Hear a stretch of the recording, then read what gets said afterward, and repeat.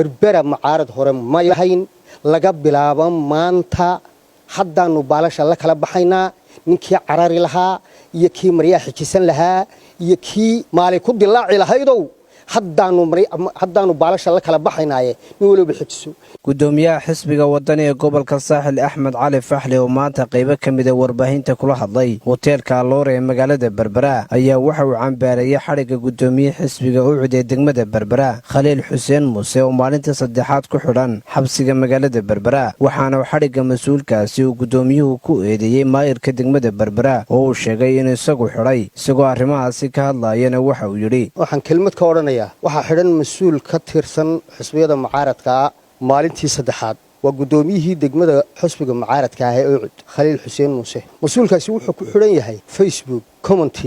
share like meel share iyo like la isku xidho Somaliland Berbera mooyaane ma jirto taana waxa sababaya waa meel ay wax huursan yihiin waxba huursan marka haddii farta lagu fiiqo maal baa dilaacda marka taasaa sababta in la isku xidho share iyo like iyo waxba sheer garaysa waxaan leeyahay arrintaa waanu cambaaraynaynaa haddaan xusbiga wadanaynahay waanu cambaaraynaynaa ee gobolka saaxil wax la qaadan karana maaha mas'uul qaran in waagii baryaba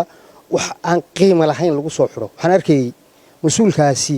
shalayto uu ka tiinadaysna tuugmaaha wax muu dilin wax muu xadin wax muu dhicin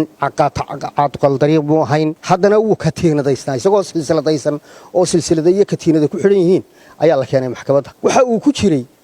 qolka yar ee ay tuugtu ku jirto waa arrin ayaan darra ah oo ku habsatay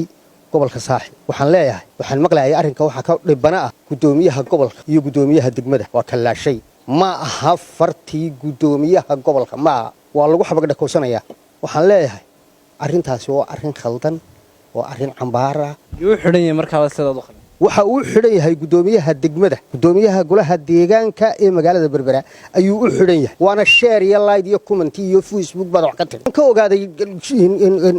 waxa la keenay eedii la keenay waxa ku eedaysnaa oo ku qoraa gudoomiyaha degmada gudoomiyaha golaha deegaanka waxa weeyaan waa arrin ayaan darra ah Berbera mucaarad hore ma lahayn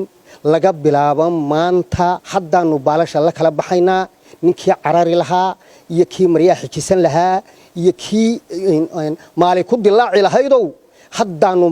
haddaanu baalasha la kala baxaynaaye nin waliba xijiso ninka aan xamilayno u banee dadka kuraasida mid xamilaya ha yimaadee u banee dadka kuraasida ninka aan xamilayno ninka maali ku dilaacaysaayo ninka boogi ku damqanaysaayo waxaan leeyahay dadka u banee Cabdirasaaq Qaasim Jaamac wararka telefishinka Saab magaalada Berbera